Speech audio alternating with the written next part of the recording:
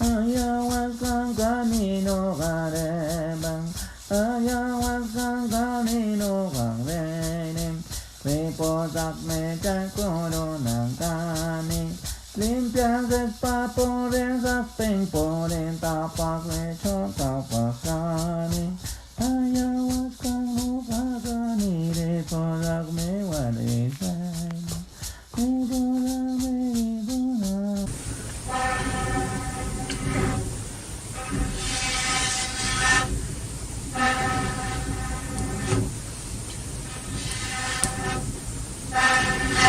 Alright, that's good. Alright, Bryan. Well, maybe we start from, introduce yourself. Where are you from? Do whatever you want to share about your time here. My name is Bryan. I'm from Maui, Hawaii. I just finished up staying here for 1 month, working mostly with Huachuma, also a little bit with Ayahuasca. It's been wonderful, beautiful. So maybe we start from your previous experience with psychedelics, with mushrooms, with DMT, and maybe you can share like what kind of mushroom you used and your most profound experiences that you remember most, and then your DMT experiences, and then we'll move to the medicine here and put it all together and see how it all makes sense to you now after all this work. So I was completely sober until I was 24, and I had a dream one night about using cannabis, woke up the next day, and thought I should try it. It was a wonderful dream, thought I should try it. And that opened me up to more, it was just so good for me, it changed the way I thought, the way I felt, and everything like that. And so, used cannabis for a while, and then there was a point in my life where I was very sick and thought I was dying. Lost tons of weight. Just keep going. I just want to check if it's recording. Yeah, that's good.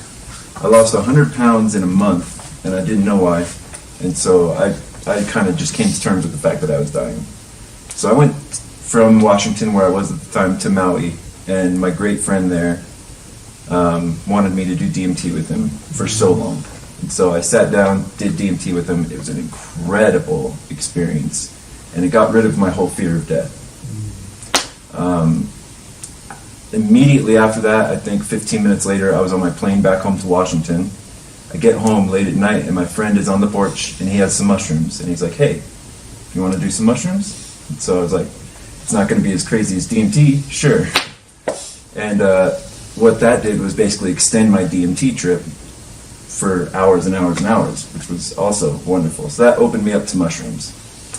After that, I started, because in Washington we have so many mushrooms that grow wild that are native to Washington. What are these?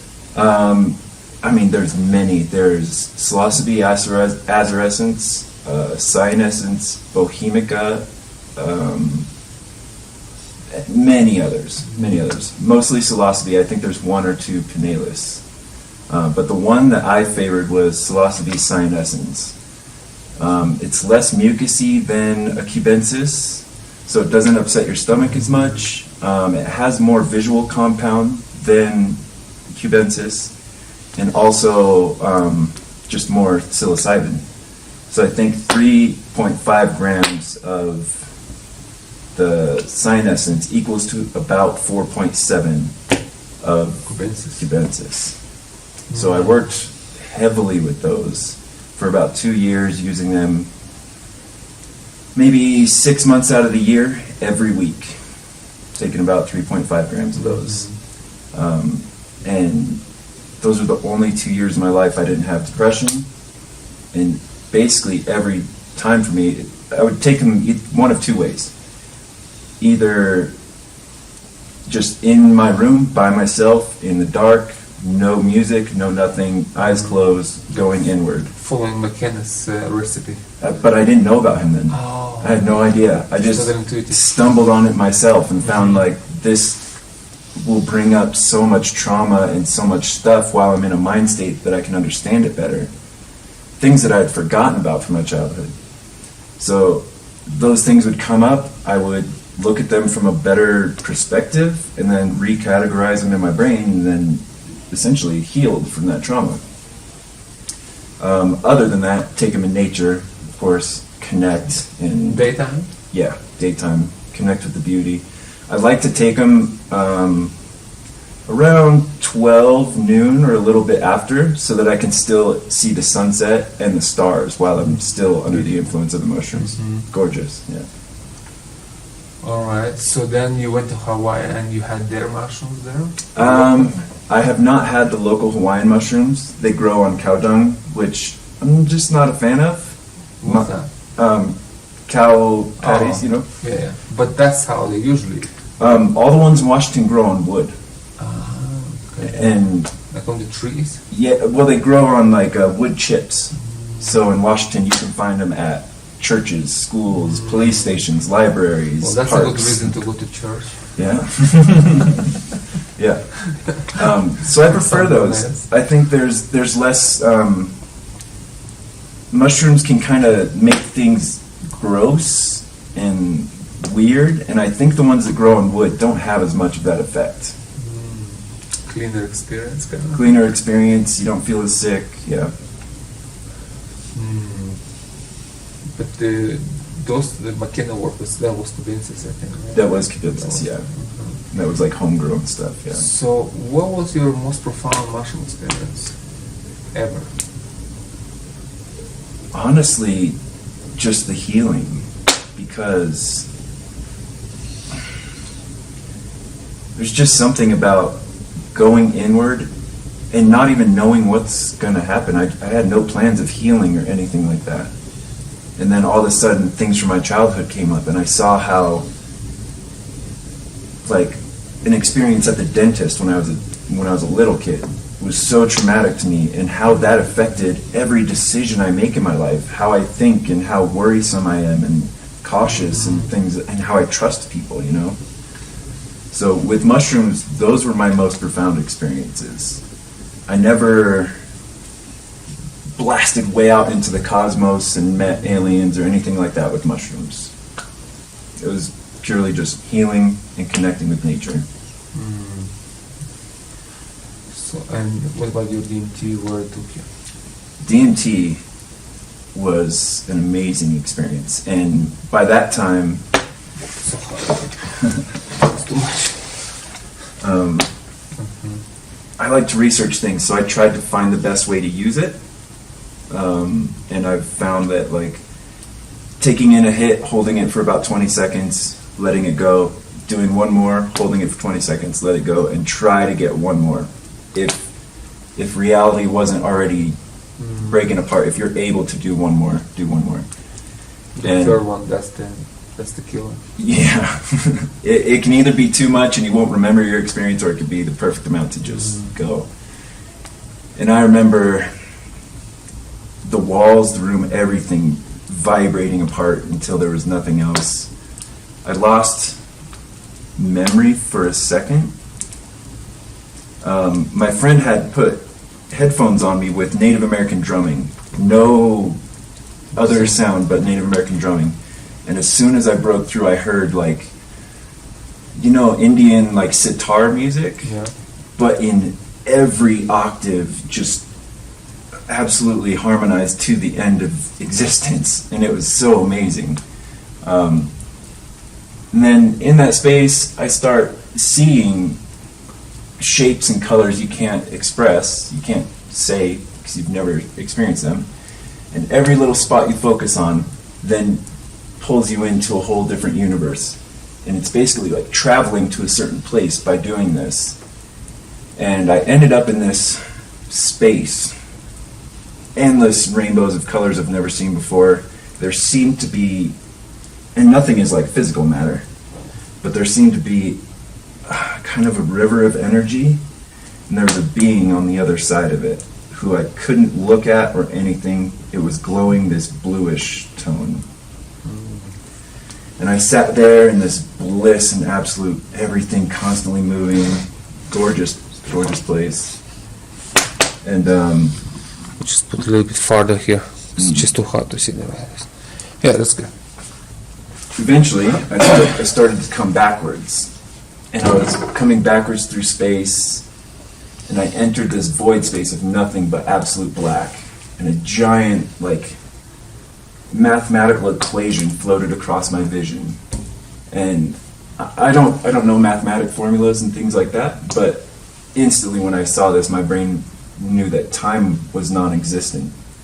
It's like more of a symptom of physical reality. Things have to move from space to space, and that takes time for it to do. And so moving back, and I finally start to see my own face, my own body, and I didn't recognize it one bit. In that DMT trip, I had no idea what a human was or anything, because there was like almost no thought. It's just pure experience, right? And so I'm coming back into my body and straight into my forehead, and I'm like, what is this ugly thing? And then I snap back into my body, and my friend had put a, I think he called it a shaman stone, but it's this metal stone that I think he found in the desert somewhere. And I was holding, or it was on the floor, and I reached over and I touched it, and it exploded with bright blue energy, and I couldn't touch it very much longer. I just, boom, my whole body like exploded into this bright energy.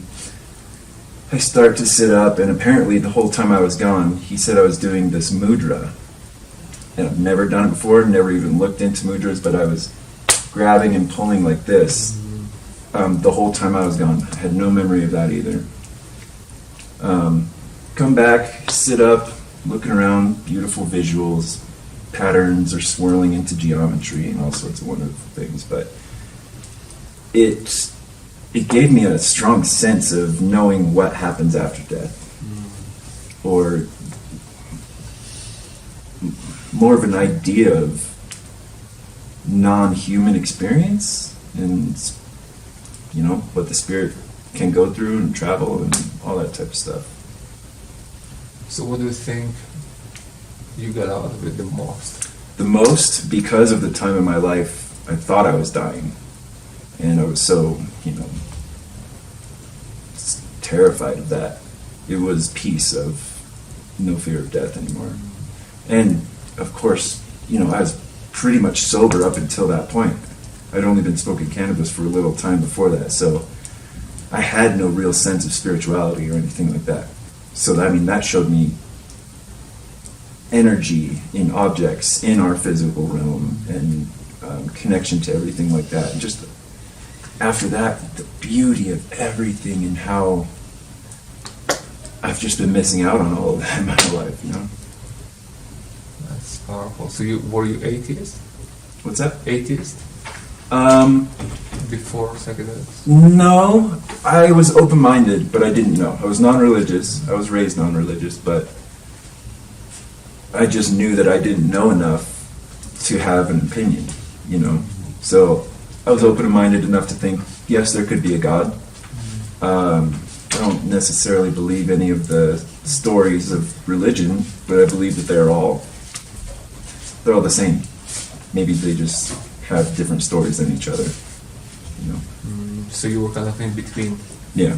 Like between atheism and religiousness kind of thing. Yeah. Like uncertain space. Uncertain, yeah. Yeah. I was the same age. And all that changed, of course, with psychedelics. Yeah. So, were you scared at some point when you took DMT? No. Nothing, no fear at all? No fear at all. In fact, the first time I didn't get enough, and things just went a little black and white, and instantly I was like, okay, I want to do this again. And went straight into it. I'd never had a psychedelic experience before that. That was my very first. And I don't know, no fear. Great. So did you do more after that? Like I said, when I got home, I did mushrooms, and I focused on mushrooms for a long time. In Washington, I was not able to get any DMT. And it was not something I was trying to seek out. DMT is almost something that you need to let come to you, So years later, a friend got some. We did a little bit.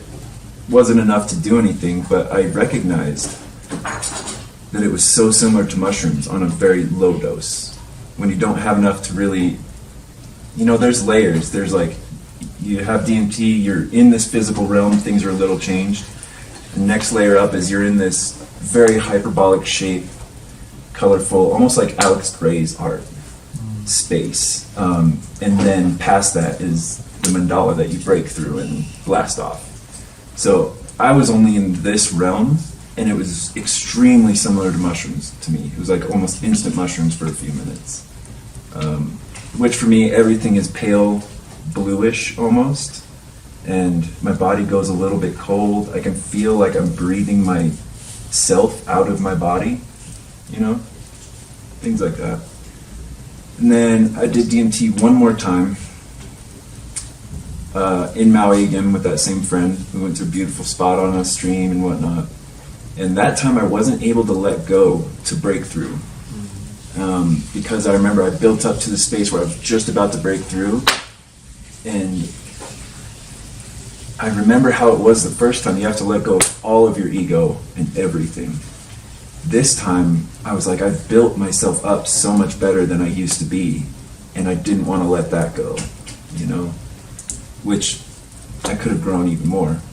But at that time, maybe you get the dose you're supposed to have every time, and that was my experience that time. And the state of the age. Mm-hmm. And also, with all my use with mushrooms, DMT didn't seem as useful to learn from. It's a powerful experience, but too fast. Too fast, too rapid, and so much of it doesn't make sense because you're seeing things you can't even explain with words. And, it's hard to integrate. It's hard to integrate. To detach from Yeah. our world. So what would you think? What would be the use of it? Like, what's the if people want to do this, but like kind of guidance, like what's good for? What's the intention you would recommend setting before taking it? What's the practicality of the industry?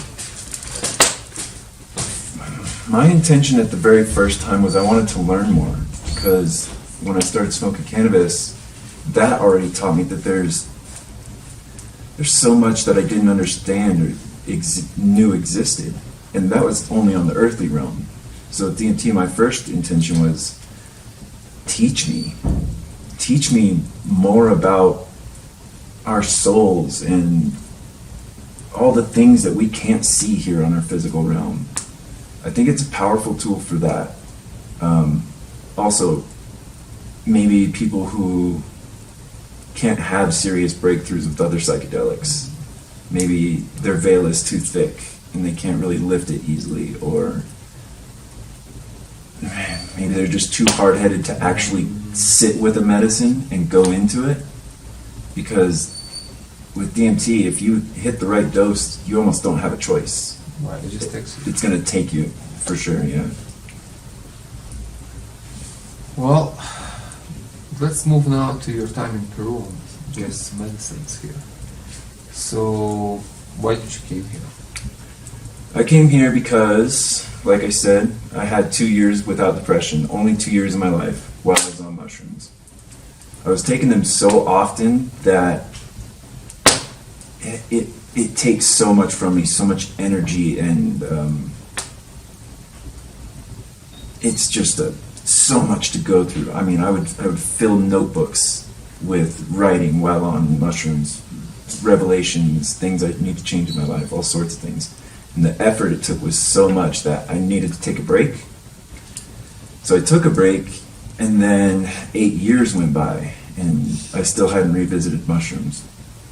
And it started to get to the point where, while even one good experience with mushrooms changed my life indefinitely, and my depression was very different than it used to be. Growing up, I had no idea why I had depression. With mushrooms, I had grown to this point where now I see how we're ruining the planet and how it's so hard to get everyone to cooperate and do good, and how bad people treat each other. So years without mushrooms, I started to dip and dip and dip back into depression for, I guess, reasons now, And I got too afraid to revisit mushrooms at that point. I thought my mind state was too far gone. Too far darkness. gone into darkness, and that mushrooms could possibly be too much for me to handle in that mind state. And so I had a friend in Maui who I was tattooing him, and he just started talking about Cactus, Huachuma. And it was really interesting to me, but I was familiar with it, but for some reason I had the idea that it was always a purge. Like you would always purge with Cactus, and that was something I was hesitant because I didn't want to be in this crazy space and also purging and have that traumatize me while in this dark mind state. So anyways, I start researching it heavily because I researched, and it didn't seem that way at all. People were talking about preparing it right, using it right, and not experiencing any nausea or anything. Cool, very awesome. That pulled me into it more, but also the experience, how it's so gentle, and taking too much, it's so forgiving, the dose. And so it's not as intense. It comes on so slowly. You have this peak, and then it just tapers off so slowly into the end of the day. There's also no come down like mushrooms. Mushrooms gives you such a large amount of like dopamine and serotonin that when you start coming down rapidly, you can almost feel depression as you're like, no, don't go away, Similar. That's how I had after ecstasy. I've never done ecstasy, no, but I've heard it's worse. Depression, man. It's like, I love ecstasy. I was like an ecstasy guy in my youth. Ecstasy and cannabis, that's what I was doing. And it's like, when you come down after this, like, oh man, I don't have more pills. I need to call someone here 3 in the morning, 5 in the morning. It's just like, you don't want to get out of it because the reality sets in. It's kind of gray and depressing. It's like after all this magical connection with the night and crickets and stars, Yeah. So you have that, and then days after this, like 3 days, a week, it's like, man, it's like for a few hours of magic you pay, with great days. So that was the bad thing, about that. So it's similar to what you're saying. It just reminds me of that. And with Huachuma, not at all. Of course, it tapers off so slowly and beautifully. In fact, my favorite part of the journey is after the peak, when you're really back and you're just walking home from the river. Gorgeous nature. You're with all your friends who have also gone through this heavy experience for the day, and so connecting, so beautiful. So after all that research, I found you through the Cactus community because I started growing my own. Through Instagram. And do you remember where on Instagram? Which community, which page there? I was searching hashtags. So I was searching Huachuma. I post there. I post Huachuma. Things like that. Yeah. And found your page come up. I was just amazed by all your giant, beautiful cactus and your beautiful space. And, in Peru, where Huachuma culture is from, Yes, that's the source. And like I said, I was hesitant to go back to psychedelics because of all this. And so I wanted to be supervised by someone experienced, someone who knows what they're doing, and someone who's guided hundreds, thousands of people, Hundreds for sure, thousands. I don't know. I didn't count, but there was a lot of people here over 12 years. Yeah. And so I thought this would be a great, safe space to do that. So how was your journey here with the medicine? Beautiful. Amazing. It was unfamiliar at first, very unfamiliar, because I had only done tryptamines. It's a different family completely. Different family completely. It feels different. It looks different. Everything about it's different. So I think my first journey on the way up, as the medicine was unfolding, I was a little scared because, like I said, it was unfamiliar. And with mushrooms, I'm used to this rapid unfolding to really intensity. So I was just kind of holding back and holding back and holding back until I got to the top. And it felt so wonderful. I just didn't want to do anything but close my eyes and fall into the medicine. With trust. Yeah, exactly. Trusting completely. Yeah. So, in this month, obviously there was a lot of profound experience. Every ceremony is a profound experience. Yeah. But what would you say, which one was the most profound? The most profound, it's so hard to say. Because in the beginning, especially when I was going through healing, because it seems like the cactus wants to heal you first, and then you can settle into just absolute bliss and love with nature and everything. Mm-hmm. So the first couple ceremonies was healing, and each one of those first ones was so powerful.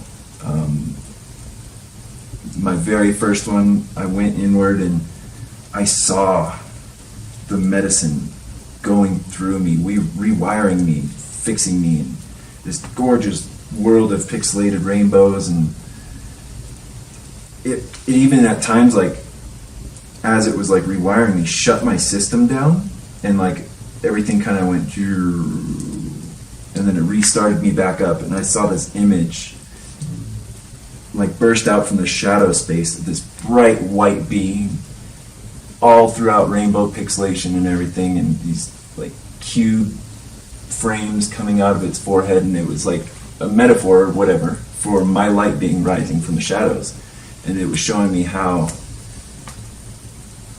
it's fixing me. It was saying like, see, I did this for you, and now you're so much stronger and better. And for my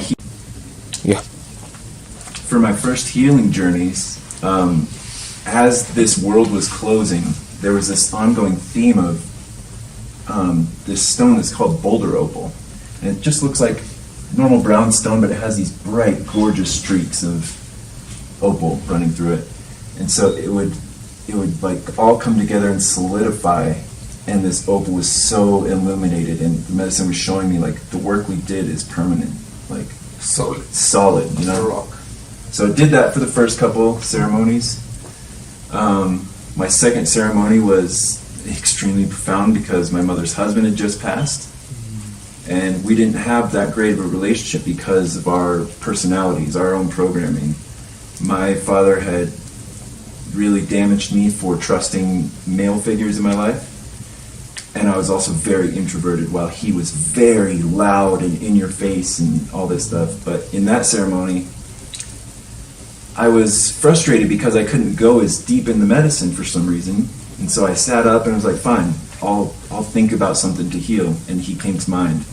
Instantly, he was there. I was hugging him.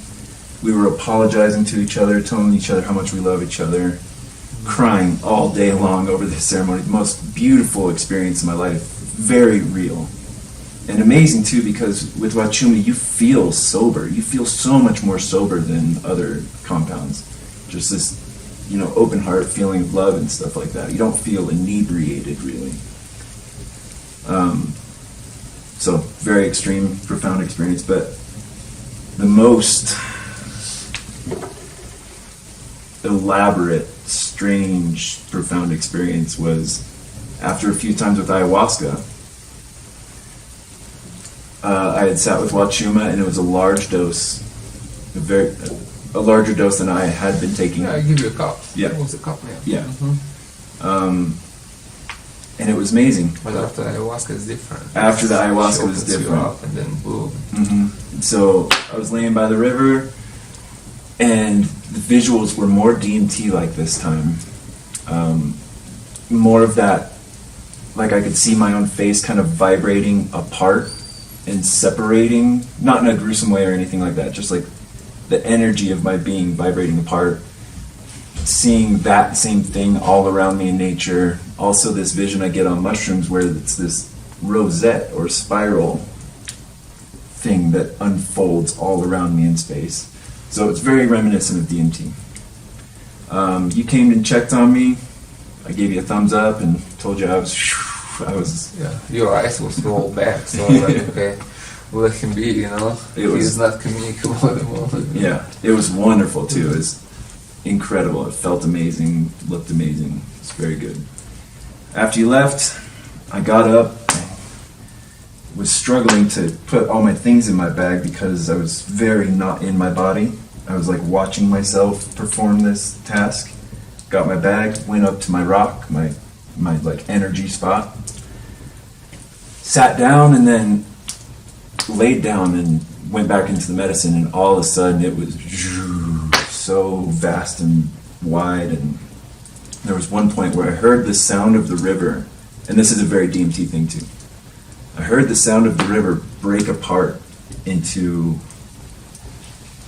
almost digital sounding bits, you know, rather than a full sound. It separated itself into these bits. And that moment passed for a couple seconds, and I went, oh, that was really cool. And then somehow my consciousness allowed me to kind of rewind and look at that instant, and I can see the sound broken apart. And in the very center of that, I had slipped through some barrier or something. I emerged into this completely white world, no shadows, no sense of walls or space or anything. And there was this image of billions of particles, almost in a toroidal field, kind of in the shape of a brain coming together, constantly moving and flowing. And in that instant, I thought, my brain just said, like, wow, I'm watching an intelligence be born and become aware of itself.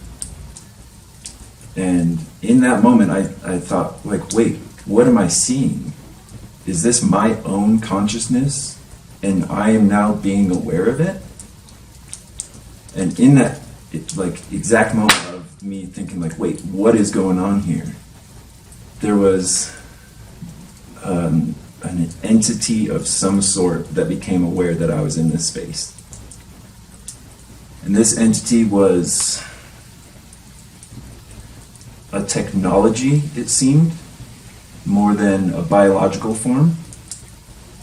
It was liquid. It was also white. It was like a liquid, but like a machine, and it could completely separate itself into particles and reassemble itself somewhere else. And so it was kind of following me or coming close to me as I was kind of trying to back away from it. And at first I was terrified because I was in a complete different space than physical reality. And I really wanted to just get back to physical reality and know that my life was going to go back to normal, you know? And I was worried that this thing was like going to attack me or something like that. So I was trying to back away, and it was keeping its distance, but it was like so surprised to see me and so curious and just trying, I don't know, maybe it was trying to establish a connection or something, you know. Oh, you were scared to communicate? Oh, I was terrified to communicate. I just wanted to make sure that I was gonna get back to my wife and live my life and everything would go back to normal, you know. So you didn't lose your awareness, self-awareness. You knew that you were you. Yes, I did. I did know that. And you knew your life on Earth. Yes. It's like, I'm here, but that's not my world. I want to go back. Yes. You didn't lose your consciousness. Yes. I didn't lose my consciousness, but I knew that I was not in the physical realm by any means. So what are the things? Are they like? Did you see some? Do they have like faces? No. Like us? No just faces. More like energy thing. It was a. Like I said, I was not in the physical earth realm, but it was a physical thing, and it had shape and form that could just change. One time it dissipated and completely reassembled onto what seemed like a wall, it almost like melted into the wall, but it had this round, kind of elongated shape, almost teardrop shape towards me. And maybe it had like a red glow towards the front of it, which made it seem like an eye or something that it was observing me with.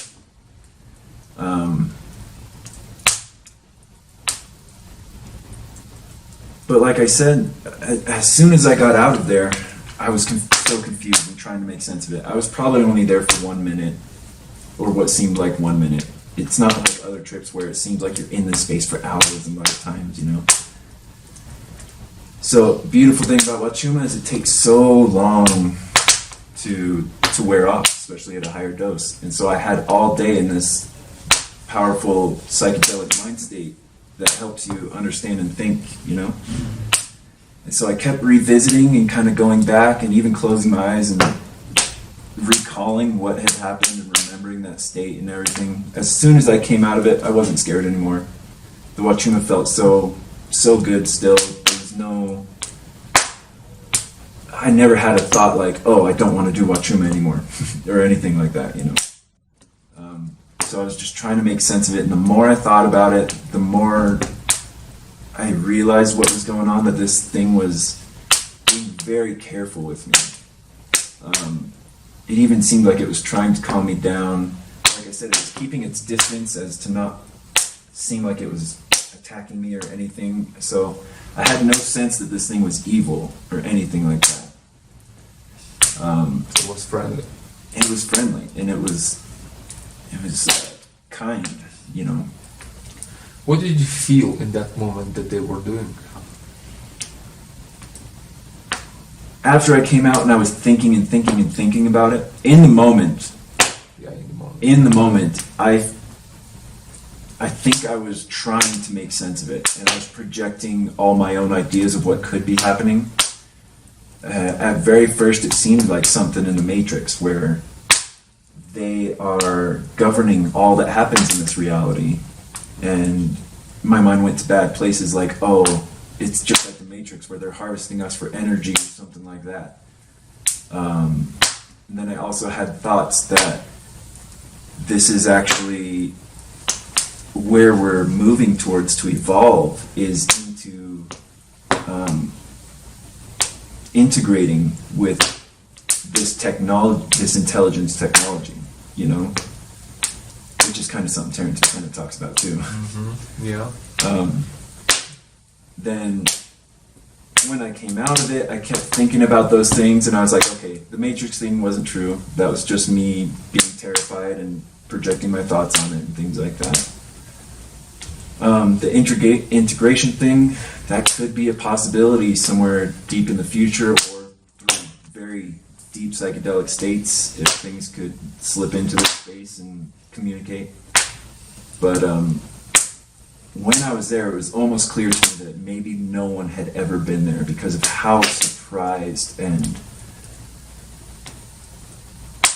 I just had this feeling like, whoa, I'm not supposed to be here. I'm not supposed to see these things. It's almost, in the beginning, it was almost too much for my mind to handle, but because I was terrified.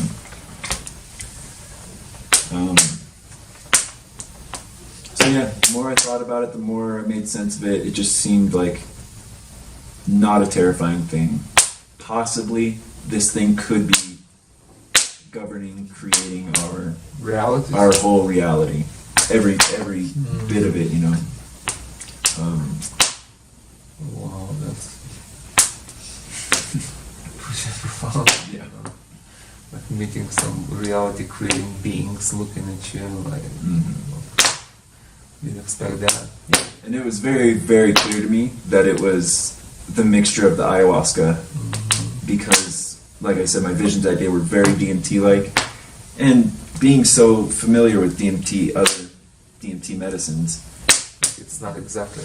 Yeah, the function of the sound breaking apart and being able to slip in there with my consciousness, between the bits of sound, yeah, was a very DMT type thing. There is a space between sounds, we just don't hear it. Oh, absolutely. There is a space between sounds. Mm-hmm. Like it comes with beats, but somehow we don't perceive that. We perceive it. We really we filter it. Our mind filters it. And kind of it's like, in a sense, our mind is like an editor. It's like a reality editor. It just edits things together. In the same way that the particles are nowhere close to each other, you know. Exactly. But so it's you walk in the space between particles. Yeah. It's like the space. The empty space. Yeah, you say, well, that's super profound, because I wrote about this in one of my books. I don't remember which one. Maybe The Masculine Confession. I'm not sure which one.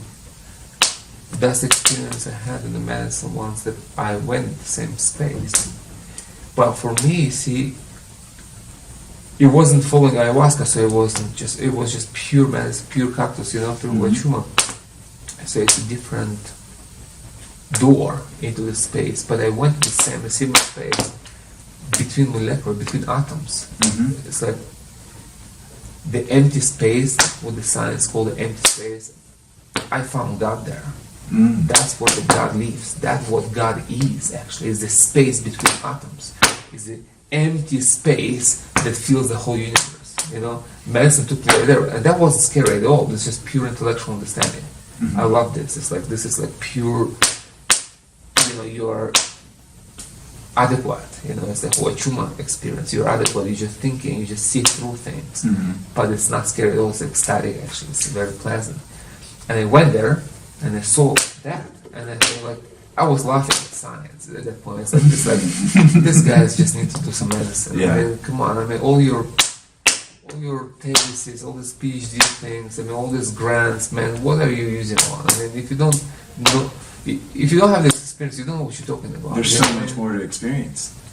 I mean, the space between atoms, man. This is where things are.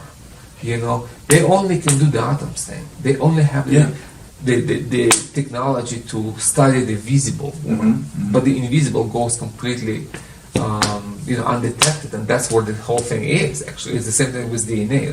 They know what 3% of our DNA. The rest is junk DNA. It's just all junk, man. It's just all like It's like they just don't understand that. Yeah. It's like exactly in the same way as they don't understand the space between atoms. That is actually not empty, that is kind of God consciousness that put it all together. Yeah. You know what I mean? In a sense. So I went in a similar place where you went, but not in a visual sense, but in more intellectual. Maybe that's just because of how I am. I'm built that way. Yeah. For me, it's more perception, feeling, other than visuals. It just, that's how I am, But the space that you now sharing, it's very similar. And amazing. It's just much more like, whoa, cartoon-like. It's like more happening things, in that visual sense. But it's very similar places. That's what it's like. I feel resonance with what you're saying. It reminds me of that. And I didn't know that. I haven't read your books yet, and I'm of course going to get all of them, read them. Yeah, I got some here. But amazing that we both had a similar experience in going between spaces and meeting some creator, between moleculars, and having an experience of meeting a creator type. Yes, definitely. I definitely can say that about myself. I can say it about yourself. That's your experience. That's your feeling. But about myself, I definitely can say that was probably the closest. Well, not even probably. It was the closest approach of creator thing. It's like the creator. It's like the creation thing. It's like that which makes it all what it is without being ever detected. You know what I mean? It was that. It was that consciousness. It was that divine cosmic consciousness that kind of put it all together into a coherent picture. Yeah. Coherent object. Yeah. That has many objects. It's like the whole universe makes sense. Yeah. After this experience, the whole life makes sense. I came back after this. I was shocked. I was totally shocked, but in a good way. I wasn't scared. I wasn't scared because it wasn't visual. Of course, if I would see some flying technology with observing eyes, and I would be probably freaking out too. But it wasn't for me that. It was just pure perception. Kind of in Aldous Huxley kind of thing. So that's why I like Huxley, because he went there with mescaline. Like he didn't go as deep, of course, because Well, he had it only a few times, and it wasn't done. It was like extracted mescaline apartment in Beverly Hills. I mean, you can't compare that to what we're doing. But nevertheless, he was a genius guy. He was a mystic, in essence. So for him, it was tremendous experience. He touched the mysticism of mescaline for sure. He touched it, and I speak about it in some of my books. Although it was a bit different department of that, but he definitely went there. He's right. He understood that. So, just to go back, talking about The Matrix, it's my favorite movie. Yeah? It's a movie that wake me up. Yeah. It was like 1999 when the movie just got out, and that's the time I was doing ecstasy. And I took a good pill I had, and I went to the movie to see it. And then, my God, I mean, I was in this. I really understood what's happening there. It's like, I got out of it like by myself. There was like 100 people or whoever, everybody coming out, and I look around and like people talking about it's like like people coming after the film, action and boom. It's like, I'm like, man, is there anybody awake here? It's like I'm the only one here like looking around here, I stayed in the parking lot. I think I went to the car, had a bong there, smoked some, took a few hits just to sit there. Like, my God, this thing talked to me. That was a total awakening for me, And the thing is, like, and I refer to Matrix in my books. It's there. Okay. Yeah, in the second book, maybe in the third one too, because it's powerful thing. When you understand it's powerful. It's like it's not about shooting and dodging bullets. I mean, that's just Hollywood stuff. I mean, there's a lot of things there, But the most important thing, which I don't know how many people actually pay attention to this, but I certainly did, Do you know that the mescaline appeared in the Matrix? No. No, you didn't see that. No.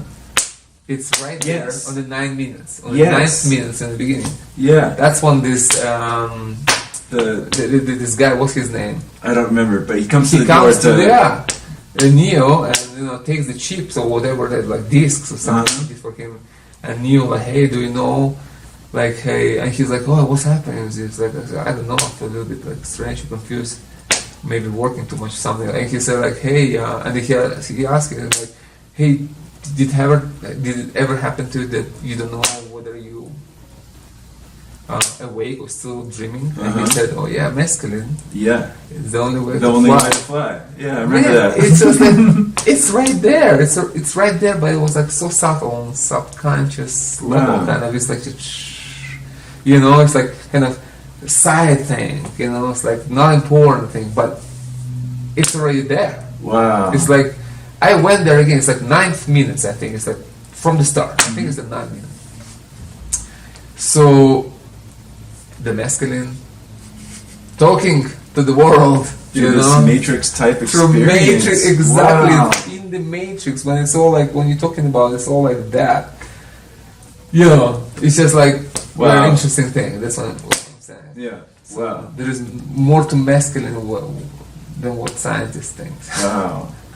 I'm sorry, I can't. It's just so ridiculous, all this thing.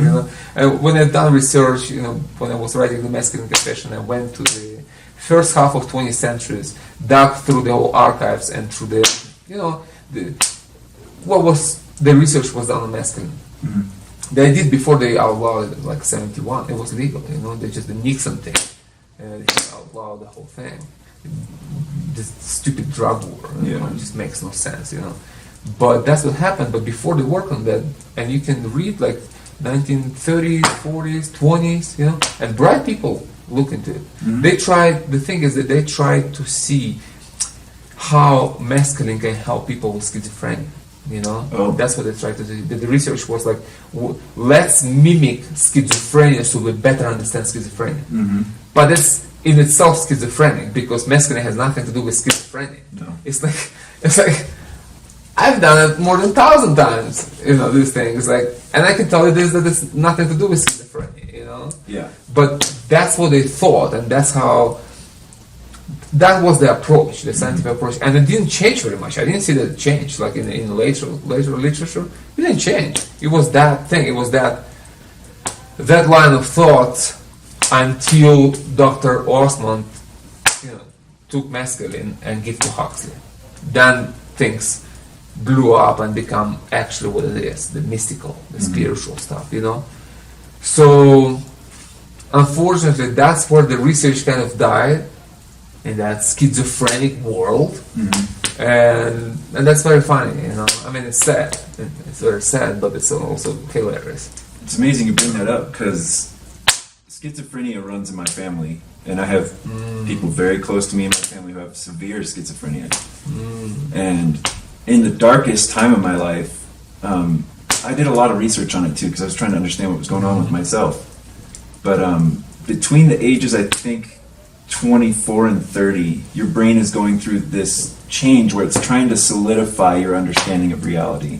So a lot of people at this time in their life explore spiritual,ism and stuff and really try to understand what's going on, It's time of maturing. Exactly. So at that time, you're at a much greater risk of developing schizophrenia if it runs in your family, because of the stress of changing your beliefs and all this kind of things. So I had small schizophrenic symptoms at that time in my life, and the feeling of it is awful. Confusion. And this like bubbling up insanity kind of feeling, and major paranoia and all this stuff. And so, I kind of had a feeling of what that's like. And one of the first things you said to me my first day here was how Huachuma is sanity. And I felt that so much with my first couple journeys with it. Not a touch of that schizophrenic feeling, one bit. And it made it opposite. It made it feel extremely foreign to me. Like I couldn't even remember what it was like, So that's what I call my latest book, the Cactus of Sanity. Yeah. It's like, and you know what? I could call it anything. I could call it the cactus of truth, the cactus of love, the cactus of wisdom, the cactus of connection, the cactus of spirit. Yeah. And all this will be true. True, everything will be true. But I just feel like beyond all that, it's really the cactus of sanity, because that's what makes it. That's what makes you feel. Yeah. It makes you feel sane. Yeah. In this crazy world. Yeah. That's why I wrote this book during this pandemic last year, just to tell people about, like, guys, there is a way out of this mess. First of all, of course, it's a nature and plant medicine in general. It's like, but I just speak about Huachuma because I'm Huachuma. I work with this medicine. So, and I found that this was the actual medicine of sanity from all medicines. That was just my experience from, taking all medicines, and I have respect for other medicines too, and I work with ayahuasca too. But Huachuma is the cactus of sanity. That's just like, you drink it and you just become sane. You just wake up into sane reality, into sane world, when you clear thinking, clear feeling, no confusion, nothing, just clarity, knowledge, direct perception. This is what it is, So just want to bring up the matrix thing, the mescaline, as you were speaking about. So how was for you to drink ayahuasca with us during the course of Huachuma? I at first was terrified, because again, it's dipping into the whole tryptamines thing. The whole realm. But you're held with Huachuma now. Yes. It's a base now. Yes. You have a base. So I will ask you again. Yeah. So how did you feel drinking ayahuasca with us during the Huachuma experience? Going into it, before taking it, I was terrified. But I was very reassured, because with me personally, I don't believe in just diving into a complete heavy dose of anything for your first time. I'm a strong believer of getting familiar with the medicine, knowing what to expect, and then me too. Then you want to dive deeper. Yeah, you have confidence already. Yeah, and then that takes away all sorts of possible traumas and things like that that can happen from being absolutely blasted out by something. So that was very comforting. I skipped the first ceremony because I didn't think that ayahuasca was really calling to me.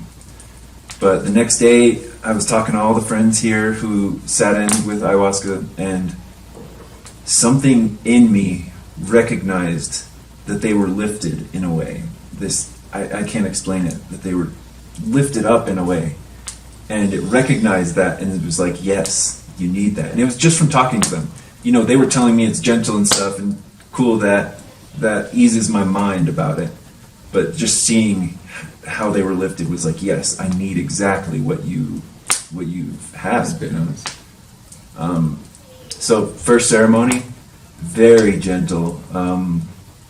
He gave me only 1 cup of his weaker medicine, and I had very slight visions, but more of it was just feeling and getting comfortable being introduced to ayahuasca. Second ceremony, I had more. I felt perfectly safe and good about having more. And it was gorgeous. I felt ayahuasca kind of floating above me, waiting for me to like invite her in. Invited her in, and boom, a second later, my whole body was blasted with white light, and I had this giant rainbow shooting out of my head so hard I could feel all this energy shooting outward of my head. And it was extremely intense. And so I just simply asked her, please slow down. And she did. Instantly. Yeah, she responded. Dialed it back. But she kept it at a place that was bearable but still uncomfortable, because she was saying to me, like, you need to learn how to handle more of this, both to be cleansed but to be able to dive deeper into this medicine. You need to be comfortable with this powerful vibration, buzzing feeling that she gives. So she dialed it back to a point where I was able to sit there with it and be comfortable with it and grow into that vibration space. And then she let me be free to navigate this space, and I was in what seemed to be like an astral type realm. I was in the sacred valley. There was elder women, Peruvian women to my side, glowing in the moonlight, and everything was very DMT visuals. Their eyes were bright glowing blue, and they were pointing down the sacred valley, and so I turned my head. And That's yours? Yes. Mm-hmm. We're almost done. We'll just talk a few more minutes.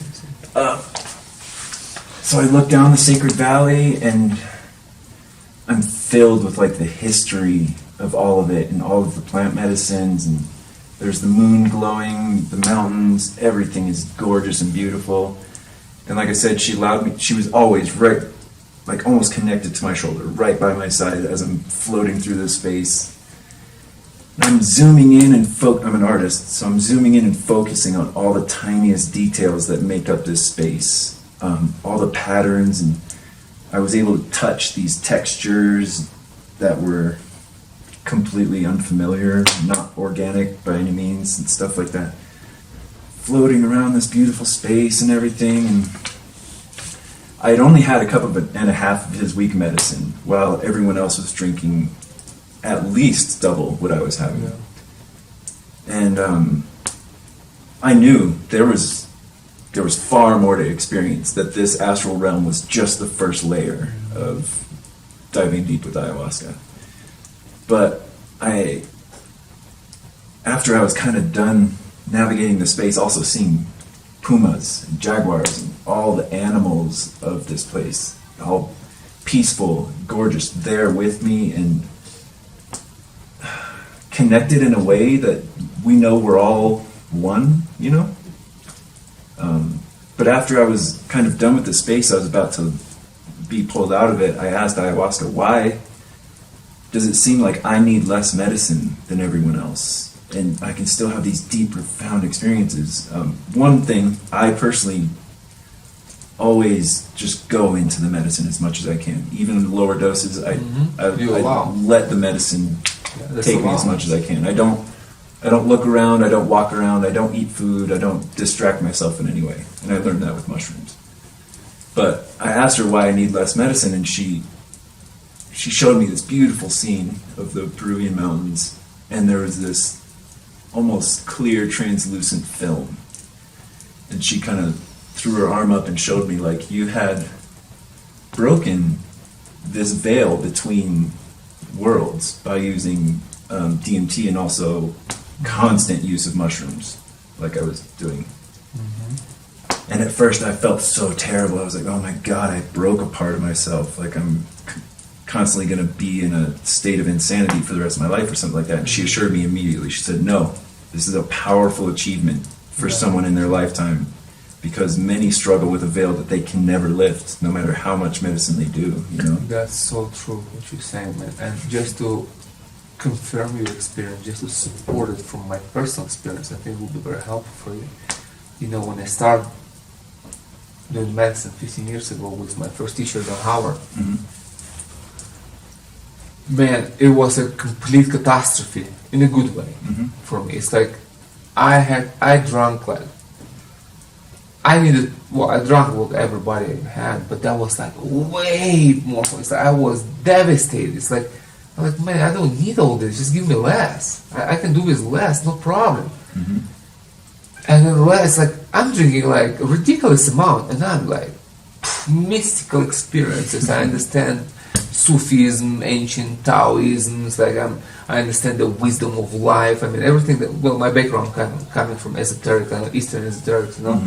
So I understand everything I ever read. It's like a connection to I was like, my God, I'm like on my knees crying, tears of happiness and joy and, you know, and understanding. And other people I see with like strong medicine, and they're like, I don't know, just kind of not there. You can tell it's like they just don't know exactly what's happening. And I thought, why? What is the world of this? So I had a conversation with Howard. I told him like, hey, Howard, this is what's happening. You know, maybe I'm weak. Maybe it's a weakness that I experience. Like I take less than everybody else, and I go farther and faster than everybody else, and longer. Yeah. For me to come down, it's like everybody was sleeping. I'm still looking at the stars, like kind of communicating. You know? So he said, no, this is actually your strength. That's not your weakness. This is your strength. Be grateful for being hypersensitive to the medicines. And back then I didn't understand that. 15 years ago, I was like, okay, I got the explanation, but I didn't really feel that to be true. You know, it took me 12 years of serving the medicine to people to actually understand. After seeing hundreds of people, it took me to understand what he meant 15 years ago. And I see how people struggle. Like we have one in the group right now. Yeah. And we don't want to say his name, you know. But my God, what I give him, if I drink it myself, I will be dead, man. I will die. It's like easily more than 3 times what I've been taking. I mean, this is insane. Yeah. And he like coming out through like breaking through the veil and like, oh yeah, the medicine is working. It's hard. You need to take so much medicine to get to the place. Like I take 1/5 of this and I go to sleep 5 in the morning. You know, it's like I understand what Howard was saying, that this is my strength, is to be hypersensitive to the medicines. I need very little to appreciate and connect and work and understand, you know. So that's just to reassure you of your strength, of being hypersensitive, you know. And I see that, you know, it's like, it's so silly, you know, you just see people like, you know, this heroic dose thing, and which come from McKenna, you know. I don't like McKenna, but this heroic dose thing is like, it's not about heroic dose at all. No. It's like, it's completely opposite direction. It's like, it's the minimum effective dose. Yeah. That's where you have to go. That's where I go. That's where I am right now after drinking 1,000 times. Like, I drink like minimum effective dose. For me, I don't even need to drink anymore. It's just the right thing to do because, you know, you drink what you give to people. And also, I love my medicine, so I want to feel it. But I need much less after the medicine in me. I am the medicine after all this, you know? Yeah. So, I take very little and I'm there.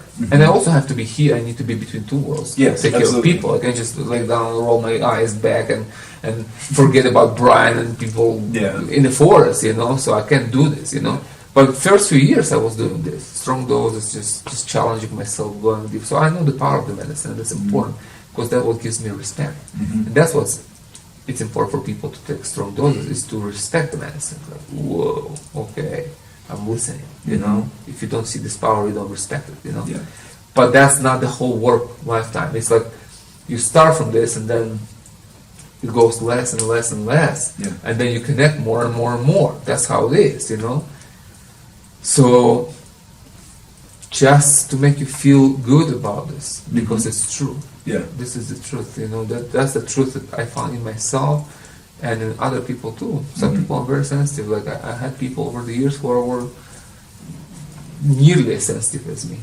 Like very little medicine, total connection, total work, total reset, total recharge. I mean, they just were like worked on, you know, with very little amount. So that's a strength for sure, you know. And to talk more about that minimal effective dose too, every dose I've had here, because I've gone all the way from half cup or maybe even less. But at least half cup. Well, at started my from lowest. lighter medicine, no? I No, start giving you black. Started dark, yeah. Okay. So I've gone all the way. Like I started at a full cup of dark, my first day, that just was to break through. and but I then did it's- exactly that. Yeah. And it was powerful, amazing experience.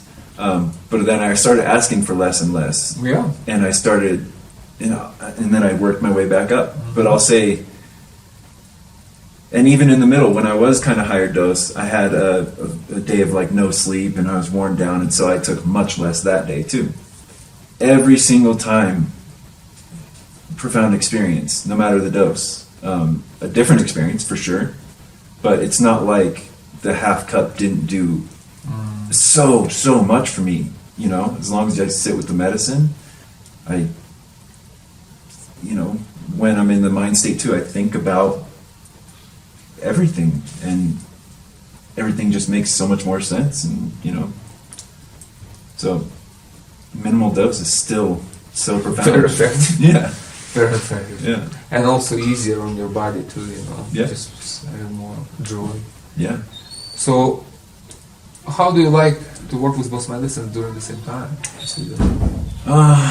You have much, but from what you had what, 3 ceremonies, 3 ayahuascas? 3 ayahuascas, 2 smaller doses and 1 larger dose for me. So how was it in conjunction with Huachuma the next morning? At first, it was quite amazing. It didn't change. So I first had a weak dose of ayahuasca, then a stronger dose, then my last one I chose to go a week or 2 because I wasn't feeling so great. And the first and second ayahuasca dose didn't feel like they changed so much about my experience, but I can feel this, and I was telling a couple of the others because they asked and they weren't participating in taking both, that they feel like they're these keys that fit together. Like each one has what the other one doesn't have. And like they belong together. It just feels correct in a way. And another guest who's done lots and lots of ayahuasca, a couple of them, made a really good point that resonated with me, was that after so much ayahuasca, you need more grounding. You need grounding, and Huachuma is definitely that. Yeah. It's heavily That's that. how we do it. Which I'm naturally a very ungrounded person, and so I think that's also why it's such a beautiful medicine for me. The sanity and the grounding, amazing. That's why I do it the way, you know, just you go up and getting grounded, and it's all work together very well. You know, Yeah. they just divine couple, they work together. But to then humanity, to heal. You know? my last ayahuasca experience was another small dose, but that one drastically changed my experience the next day, which is when I went in between space and all that. And like I said, it seemed still very active in me that day because all of my visuals were different and everything like that. It would be interesting to see how these experiences will not affect your life after this. How, because the medicine unfolds in time, you know, what you did here, that was a download. Now the unfolding time, the integration, it's when you go back. Yeah. And that's when things start to make sense and to be kind of weaved into your daily life. And it will be a very beautiful, strong, lasting healing experience. Yeah. You know. So I remember when I was your depression, bye. Oh, that's like that's over, man. That's dead. Yeah. That was dead. Yeah. That was killed. I'm separated from that. I'm for out sure. there already, you know. Yeah. Amor, would you check a fire for the medicine, please? What was that? And just talking to my wife on the phone, She can probably hear you differently, right? definitely. But I've been here. I've been in a space like this before where I'm lifted up enough that I feel like I can lift others up, rather than just being sunk down so low that I feel like I'm bringing others down, you know. Well, now you can lift others using mushrooms. Yeah. That will be my suggestion for you. Get back to mushrooms, and there will be a whole different mushroom experience after all we did here. It's going to be like, it's a path now. Yeah. You come with a vision and understanding of path, you know, so you can use it for yourself. Definitely don't abandon that. Yeah. You know, so you don't slip back into darkness. You know, Yeah. plant medicine. This is the solution. This is the key. So do this and help others. Yeah. Bring other people to this who can do it consciously and spiritually, because that's what's actually missing in all this American decriminalization, which is a good thing Yeah. in a way that people can now take medicines and heal themselves without going to jail. Absolutely, I'm all for it. Yeah. But the problem is that it's missing guidance, Yes. spiritual content, so people will be lost. Yeah. And not only that, bad things will happen. Just because there are a lot of stupid people, and it's just a fact of life. Yeah. They will just take mushroom and drive a car and they kill someone, and there you go. Then like Then mushrooms. it's get like the bad. mushroom exactly. Yeah. It's like, you see what happens. We legalize for you. You ask, we did, and now there's a problem. Bam. Yeah. So in order to protect the whole decriminalization, you know, spirit, Yeah. you have to educate people how to use the psychedelics right. Yeah. So nothing bad will happen, only good, and there will be no reason for the government to clamp down again on Yeah. them. So I would be happy to send people your way. You know, I know you, I trust you. Your heart in a good space. You know, you have integrity. So, you know, whenever you open up your mushroom ceremonies, I'm sending people your way to Hawaii. So, and they can do some tattoo with you too. Yeah. So Bryan is a tattoo artist, and if you are in Hawaii, visit Bryan for some yummy mushrooms and cool tattoos. Yeah.